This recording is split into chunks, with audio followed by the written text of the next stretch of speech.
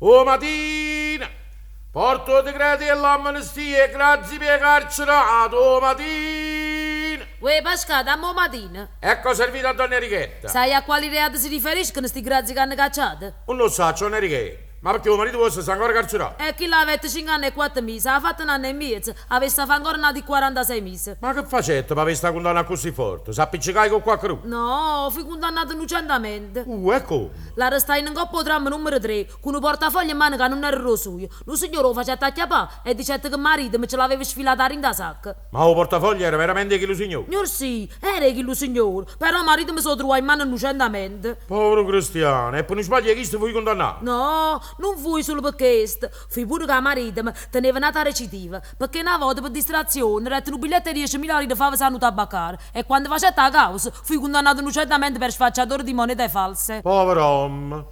Meno male che per distrazione non è chiuso ancora con la pistola a mano a fare una rapina in due banche in Napoli, sino che sta risucciso.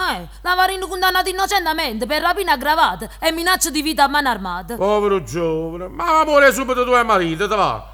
Io tengo pure il coraggio di domandare a quali reati si riferiscono i grazi che hanno cacciato. E perché che vuoi ricere con questo? Io avessi mandato all'isola a tutti e due, e che se ne viene. O mattina, porta i grazi per carcerate, escluso il marito di Donna Enrichetta, o mattina. Io cosa fine ne ricere che sti malalengua? È meglio che me ne trasi, va? Un momento, scusate. Voi siete Enrichetta Filibustiere? Signor sì, a filibustiere sono io. Se viene la faccia, favorite con me. No, favorite voi con me, tengo già la tavola pronta. Non fate la spiritosa, io dico favorite con me in ufficio. E quale ufficio? L'ufficio di pubblica sicurezza, vi vuole un momentino il commissario. O commissario? Io non ho fatto niente, che vuoi a me sto commissario? Lo saprete in ufficio. Se è poi fate che le sigarette contrabbando che mi sequestrano ieri, i metto per combinazione in da sacca, ma io sono innocente. Non è per questo. E allora perché? Ah, fosse per me che tengo qualche cosa di sorda a qualcuno, ma io faccio amichevolmente, senza nessun interesse. Io ho 50% mi piglia. Non è per questo. E allora lui mi facete mettere in pensiero. Non credo che si tratti che lo poche roba che mi accatta a mano a qualche mariongello. Io me l'accatta perché mi piace tenere un po' di tutto in da casa, ma non per altro. Non è per questo. E allora, perché questo non è, perché là neanche. Si può sapere perché mi va trovando sto commissario. Vi ripeto, lo saprete in ufficio. Vuoi vedere che alla solito a dire che io ospito qualche coppietto in da casa? Ma chi le sue amici mi vengono a trovare?